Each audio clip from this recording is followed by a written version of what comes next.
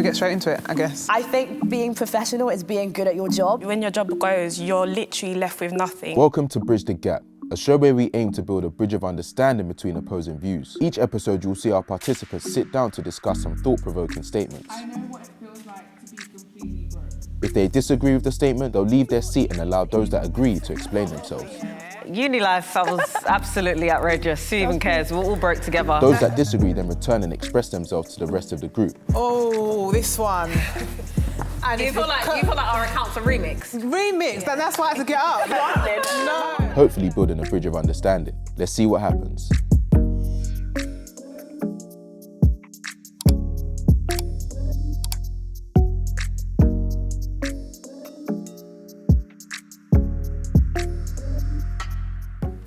Everyone should have a side hustle.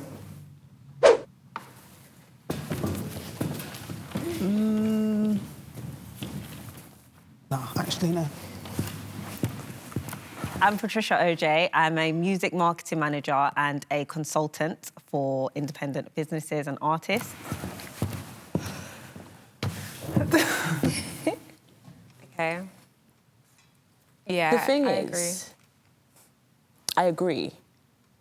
But whether everyone can is also kind of the question as well. I do feel like there's certain people in life that I don't know if they're supposed to lead certain things. I don't know if they're supposed to be the originator of creating certain things like a business. So that's why I was a bit like, don't know. My name is Tosin Tai. I'm a producer, content creator. But I like the sentiment behind it, that everybody should have another stream of income. I got to agree on that one. That's why I sat down. Yeah, I completely agree, because I think even if it's not a business, at least an investment in a house, like your 9 to 5 cannot sustain you. I think we need to move into building legacy for our children. So your side hustle can be having a house, investing in stocks or something. My name's Victoria. I'm the CEO and founder of Sunmay Snacks. When your job goes, you're literally left with nothing. So yeah, I definitely agree. I think that in light of kind of what's gone on, the amount of redundancies I've witnessed just amongst people that I know or just because of particular industries, I do believe in like a backup plan. So although I don't think it's necessary, it's not mandatory for someone to have a side hustle. They don't have to if they don't want to, but it's super important to be prepared for every outcome. If something does happen with your job, you have something to fall back on, or you have an alternative industry to tap into. Yeah. If something like this was to happen. I think this situation in the world has taught us that more than anything, I think. Yeah, and as you were saying, that your side hustle can be a house that you just chop rent from every month, or Literally. could be cryptocurrency or that It kind could of thing. be something so basic, though. I feel like even a house is a very ambitious side hustle to have, because that's, for me, somebody can invest in that full time, but a side hustle could even be learning how to create certain foods that you're super good at, or doing hair, or doing eyelashes for people, doing nails, something that could be so small. As we're talking, I'm just like, but can everyone do that? I think so. I definitely think so. Like, it can, especially because we're in a digital age, you can sell an ebook online. It can be teaching things that you do in your 9 to 5 job. I just think about things I will tell my children. Like, I'm not going to tell them, oh, yeah, just work your job. Listen, you need to have an ebook. You need to have a YouTube channel. You need to be an Instagram model, do something. Like, literally, I just feel like even if you're working, you can say, oh, OK, this is how I got this job, and you can sell that. People make, like, thousands of pounds just from selling ebooks.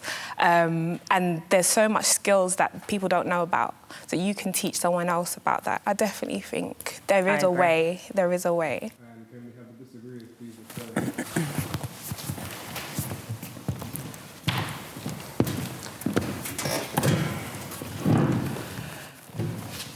Do we get straight into it, I guess? It's a bit of a hard one for me, because my business is supporting people to have a side hustle, a hobby, and to turn that into their main source of income. My name's Jen Scott. I am the co-founder of a social enterprise called Hustle in Heels. But the reality is, it's not for everyone. And, you know, I'm aware of the pressure and the stress of trying to have a business because you see everybody else doing it. And, you know, it being glamorised almost. But the reality of it is not easy. And I don't think it's something that we should... Although I would like everyone to have a source of income, multiple sources of income, I don't think it's realistic to expect everybody to have you know, a business, a side hustle, because some are just not built for it. Yeah. And I think that is very real, that we have to be aware of that fact. But I'm with you on the point that, you know, and, you know, you also said about the fact that given this current climate, we can't just rely on that one source. But if it means on the flip of that, you're now stressing and getting desperate and doing all sorts, and you're not learning what you need to have those basic business foundations in place, you may as well just go and get a job, in my opinion. Yeah. Honestly, like I'm 23 and I'm exhausted all the time. I'm literally tired. I find this life so exhausting, and I think it's the should behind it that made me disagree with the statement. My name is Faye OJ. I'm a software engineer and presenter on the side. I think it is beneficial, and I think it's amazing that in the digital age you can sell so much, but I think we need to understand the fact that not everyone does side hustles well. As you said, it's literally not for everyone. You're doing a 9 to 5 and then you're stressing yourself 5 to 9 and you literally have no time to rest. Like, I just want to sleep, like genuinely. I get that.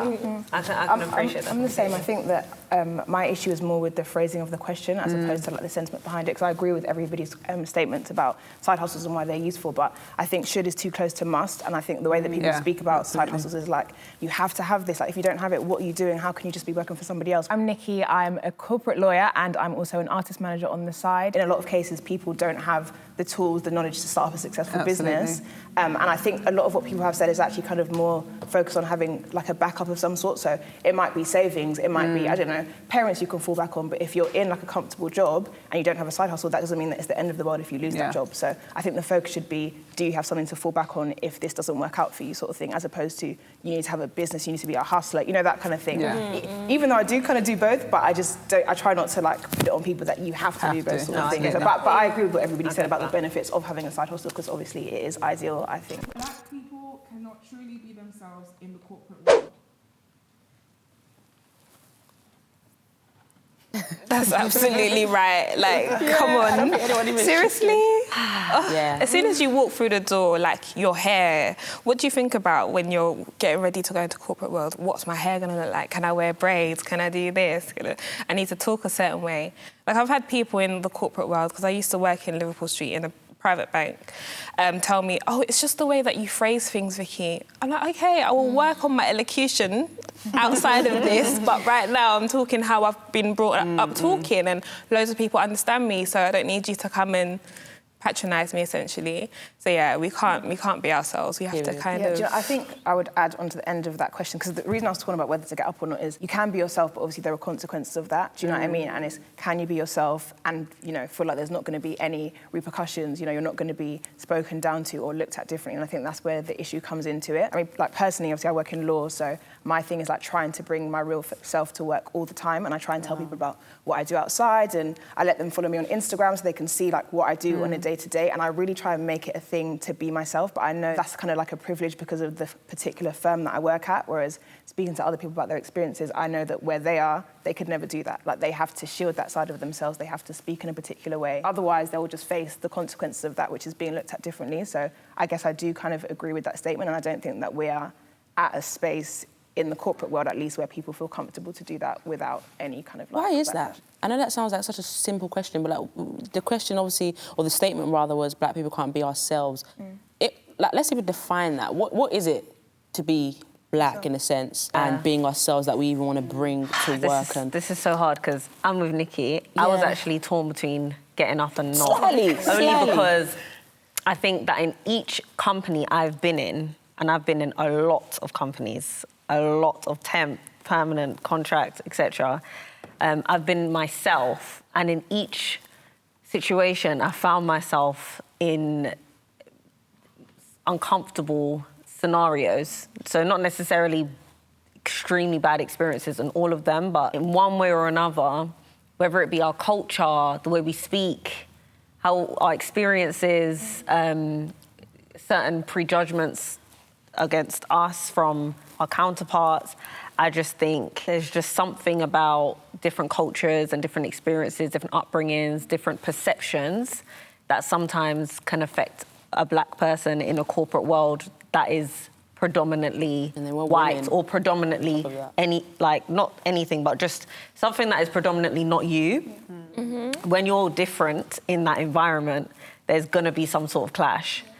whether it is from the other person and how they perceive you, or even how you might perceive them, how defensive you might become towards them in that environment, you know? Because we are definitely taught to fight, we are definitely taught to work hard, extremely hard, more than a white person, and that's been instilled in us from a very young age, so that our attitude going into the corporate world in itself might be quite negative. Already. I've not necessarily liked the corporate space. I don't really care about it.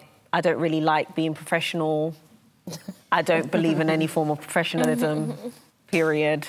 But that's because of the type of person I am. Some black people like that level, and I think we just need to be aware that we're all different. There's different black people, there's different levels of what we like, and it depends on the industry. I feel like, listening to you speak, I feel like personally, I've been socially conditioned. I'm very cynical when it comes to the corporate world. Similar to you, I've done it. I've worked in Central, Blackfriars, the whole 9 yards. And what I found is the corporate world is actually very toxic, very, very toxic. If you really, really think about it, it's very toxic. There's loads of passive aggressiveness going on. So my blackness, in terms of me trying to be myself at work, wasn't even my main issue, wasn't even my main fight every day coming to the corporate world. It was just the toxicity of it and all of that. But in terms of me trying to maintain who I am, but also the status quo, still use my white voice, and you know we all got one. You know all that white voice that you do when you're speaking to... We all got it, you know, and it's so sad how instinctively it comes as well. I actually think it's quite sad how instinctively we put it on. We don't even know, you know, someone from British Gas calls the house phone, straight away I've put that voice on. And I think for me, going back to what you said about the consequences, I kind of got to that point where I was just like, I'm going to be myself. I'm just going to be myself. It's tiring. Like, going back to what you're saying, like, I'm already tired from the commute already. Do you know what I mean? If I even get there, like, and I'm now in work and, like, I've got to, like, almost dumb myself down a bit or just literally reduce who I am. And I got bored of that. I got bored of doing that. There's only so long you can do that for, you know, without literally compromising who you are. And I got to that point where I was like, cool, I'm ready for the consequences. And I wouldn't say it's a direct cause and effect, but after I sort of subconsciously made that decision that, I'm just going to be myself, I think I worked there for, maybe like a month or two shortly after. So that's to tell you that, like, look what the consequence was. Yes, it wasn't direct and, you know, cause and effect, but I got fired shortly after. I think what you said about professionalism is quite interesting, that you hating professionalism, because what is professionalism? Like, to me, I like to allow my work to speak for itself so that I can act the way that I probably should have got up, but I didn't for similar reasons to you two, because I'm very comfortable being how I am at work. I mean, I don't really let them see my Instagram stories, but that's just... I just don't really want to have the conversation, like, I saw what you did on the weekend, but that's irrelevant. Point is, I think being professional is being good at your job, and anyone else that adds another definition of professionalism, like, that's their own personal problem. So I don't think you really hate being professional. I think you probably hate what they think professionalism is. I probably hate what the expectation, the mainstream definition of professionalism is. I completely agree. I agree with that, and I think that, like, the way people talk about professionalism, it's like it's in direct conflict with being black in the workplace. Somebody mentioned hairstyles, I can't remember who it was, but you know, that whole debate about whether like typical black hairstyles can be seen as professional, and often it's, you know, like having your hair down technically as a black person looks different from how I wasn't allowed braids in a workplace that I worked at like 6 years ago, so I wasn't allowed this hair. To have braids, Anyone can become rich.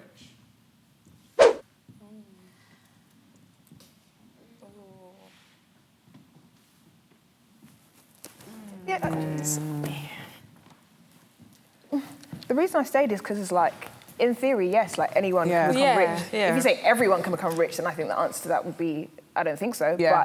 I think theoretically anyone could. It just depends on how they navigate their life, the decisions they make. I can't see why not. I think that the statement should have underneath what some of the factors might be that might make somebody more likely to become in a certain route in this particular industry because of their demographic or their education, and then maybe some of the... So I think for me, I would like it to be more broader, just to digest a little bit more of exactly what makes somebody more likely to be. But I completely agree with you, Nikki.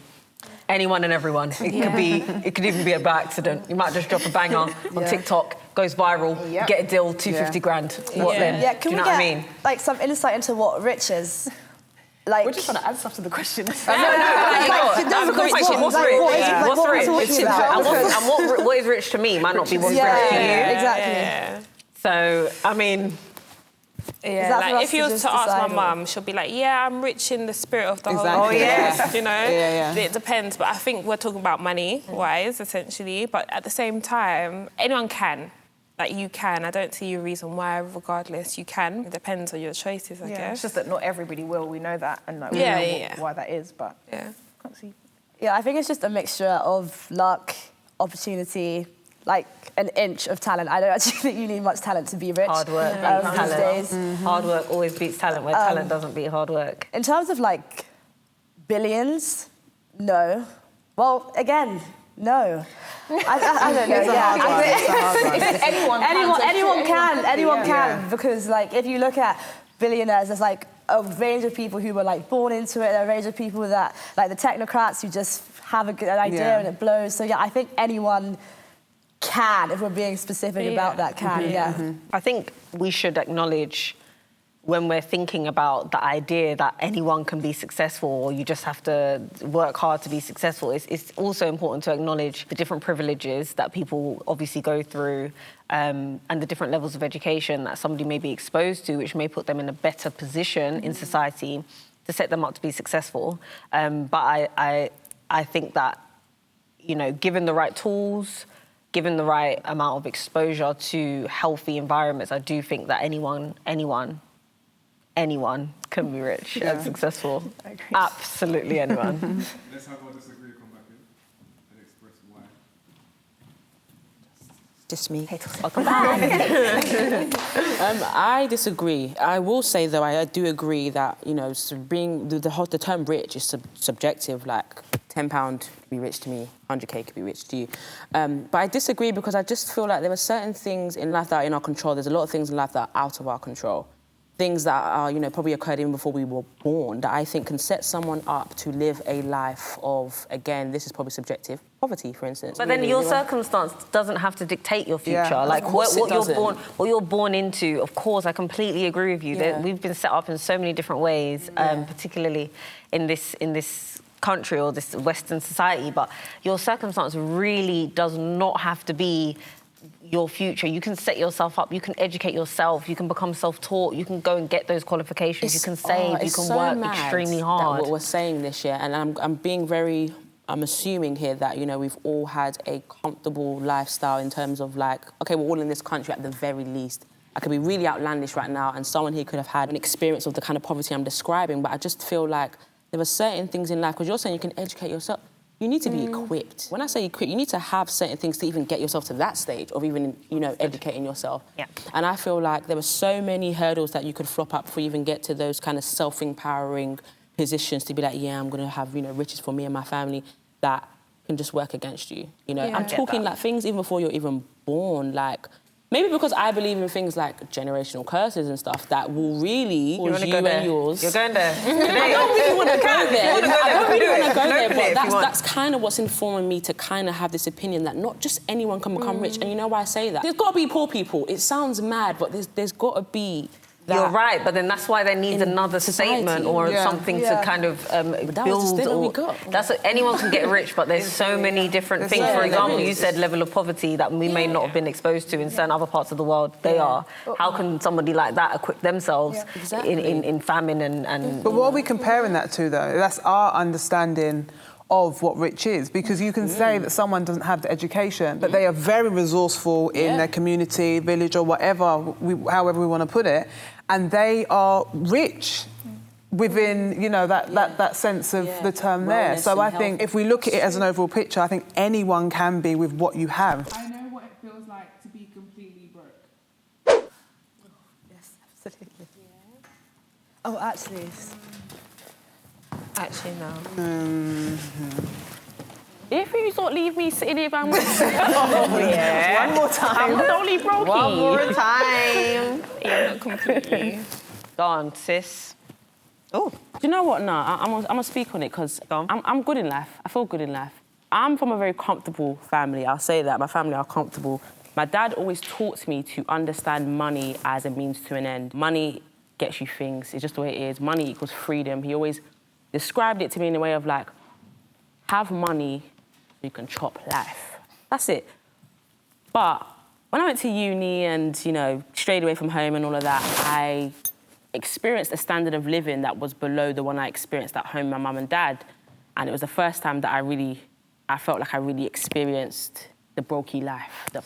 I'm weak. You know what? I'm so glad I went through it. Especially because, you know what, maybe I'm even a fake brokey because I kind of chose that. Like, I could have really just gone home to my mum and dad. Like, I kind of chose that. Yeah, your one is like, remixed still. Yeah, small. I thought you was coming with a story about, like, going through trials and tribulations. You were broke off student loan. I was a voluntary. I was all broke off student loan. I'm at peace with that. I'm not even talking about student loan. Just the years after uni, I feel like I chose a certain lifestyle. And that came with very to little no money. And I feel like it taught me a lot. It taught me a lot. I'm very resourceful now. It taught me exactly what my dad was saying, that money is a means to an end. Money gets you things, but it's not the be-all, end-all. It taught me, as cliche as it sounds, to really build here. Yeah. You know, because I could have not chose that. I could have stayed at home and just done what my sister did and just did all the things they wanted me to do and got the job and just made money in that sense. And I would have been miserable. I had to go through that in life to understand the real beauty and mystery of life. I'm trying to think of how to describe my experience. Mine was kind of post-uni. Uni life, I was absolutely outrageous. Who even cares? We all broke together. We spent that last £20 on a hill and we went out that night, and that was fine. Post-uni and during my freelance time, I've definitely gone through stages of run up credit cards, maxed overdraft. Cut off your phone bill. Okay, not that far. I've had to call my friends and literally be like, I can't do this. Like, what am I going to do? I've been through experiences where I literally don't know where the next paycheck, where the next money, like, I literally did not know how I was going to get to next month. But the beauty of it is I always got to next month. Something always came up, something always came through, someone always bust me this way or bust me that how. I can appreciate that I've never been homeless. I've always been in a house, you know, my mum and dad have always had there's always been food in the fridge. So I've not been the level of broke where I will say I was hungry. Yeah, of course. But I was the level of broke where I say I was spiritually, emotionally, and mentally drained and done and finished and tired. And I think what kept me going was my spirit inside me was so hungry to know that this wasn't the end. It was like literally like you just have to keep. So I was just hungry for, you know, sometimes when you're starved, that's why when you fast, other bits of your brain becomes charged. When you're deprived, you become charged in different realms. So and I think beauty in it. Yeah, so I think definitely I became, you know, but I definitely been that broke, definitely, and I love it. And I will say it that I have, and I'm not anymore. Yeah, and I love it. Yeah, and I'm gonna say so. Yeah, there's beauty in a little struggle sometimes. There's beauty in it, you know. There's lifelong there is lessons. Beauty in the struggle because the things that you prayed. Oh. Just cut me. Oh, this one. And do you feel like our account's a remix? Remixed, and that's why I had to get up because this is it. And I think I'm so privileged to not have ever had to experience no food, no shelter, the basic needs and necessities because my parents have always been there. Yes, student loan broke. Okay. Yes, overdraft, credit card broke. But if ever I needed anything at any one point in time, mum and dad have always been there. Sister, brothers, aunties, and I think that is why I could never, ever say I've fully experienced poverty. And I'm just very mindful of those that have. And, you know, I never want to be here speaking on someone else's, real brokenness and try and act like I relate when I belatedly but you know, if you mentioned obviously brokenness of spirit, I relate to that. Do you know what? And also, what your level of broke isn't what my level of broke is. You get? So when I'm telling you I'm on the floor, I'm on the floor, and whatever someone's going to tell me is their version of on the floor, that's all well and dandy, but I'm still on the floor. Yeah. So it's perception as well, but I appreciate it. I get what you say. It's definitely remixed. We're still blessed. I sat down and I just heard my dad's voice, like, if I slap you. I was like, I can't lie, like, I feel like I'm broke right now. Yeah. Like, I genuinely, like, because my savings and my current are very different things. I can have like thousands of savings and £10 in current, and I'm like, I won't leave my house, Yeah. like, I won't go out. So Love it. I need to like live broke to be rich, kind of thing. So I think that's why I'm like, in my head, I'm broke, but I do know that like what you said, and it's a privilege, and I don't think I should kind of like appropriate a lifestyle that I didn't have, and like the fact that I live at home, like it's a huge blessing in saving, and like throughout uni, like having that support, it's something that I'm really grateful for. So yeah. I just want to, for those of you who have children, are you going to deprive your children, and for those who haven't and are, you know, going to, so they experience that level of hardship? 1,000%. Really? For me, How though? let me just let you know. Let me just let. I will deprive them. Let me just let you know. Yeah? Let me not speak for you. Really? Like personally, I cannot stand children with a lack of discipline, a lack of respect, and the entitled attitude it really grinds my gears. You see David Beckham, didn't he make Brooklyn go and work in a cafe or something? But you can do that without depriving them. No, I will deprive you of it until you work for it. No, but And you don't need an ensuite toilet in your room. Do you have kids now? No. You're gonna change them. You don't need an ensuite toilet. When Now, you don't. do. Just Put a bit of sis, sauce to this, mama. sis, it's got nothing to do with the fact that I don't have kids. Because I'll tell you now, come back to me, we'll connect. Come back to me in 3 years, I'll have a baby by then, and I'll let you I know. will say, and again, I always use experience from my own life, but okay, my mum and dad, they used to make me and my brother work for pocket money. So like, I didn't get it at the time, but it's like, they would make us clean their office, and we would get our pocket money from that. So it's like, I think they could probably tell that if they didn't do that, we might have that level of entitlement. We might be like, okay, everything's given to us sort of thing. But to be fair, that actually then made me be like, oh, actually, I kind of want a job. Like, we used to have to invoice them and stuff like that. It was not even a real invoice, but that's what made me want to get a job and like, still work. Yeah, but that's what I'm saying. You couldn't do that. You can do it without deprivation. It wasn't like, you're not going to touch this money. No, but if you don't do it, you're being deprived from it. So it's a condition. Okay, I hear it's that. Still okay. a condition. Your deprivation is You're still being deprived. You were just gonna be unless like, you go work. bed, You're not go going to bed. get it. Guys, I'm going to end it there. Okay, cool.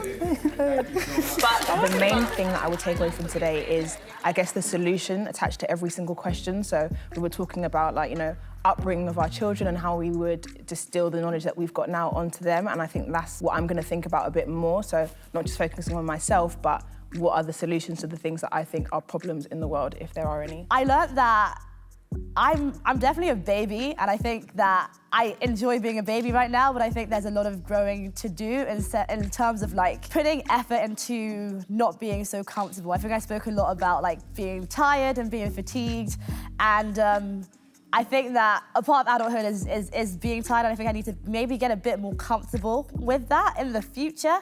But as for now, I'm just going to continue being a baby. The biggest thing I'm going to sort of take away from today is just to continue having conversations with different types of people that really just kind of help me to explore and understand a range of different things. One thing that I learned from today was just to be a bit more open to different perspectives. Sometimes you can go into a situation and be quite headstrong and have your opinions, whether it be about 9 to 5 or about entrepreneurship or just about different scenarios. But when you actually are open to listening to other people's perspectives, you can soften a little bit. I definitely, because I'm a hard head, appreciated just more thought-provoking opinions that made me change my perspective on different things. I think what I'm going to take away from today is just that, you know, everyone is very unique, and I don't think there is one answer to a question. Different perspectives are valid. One thing that I have learnt today,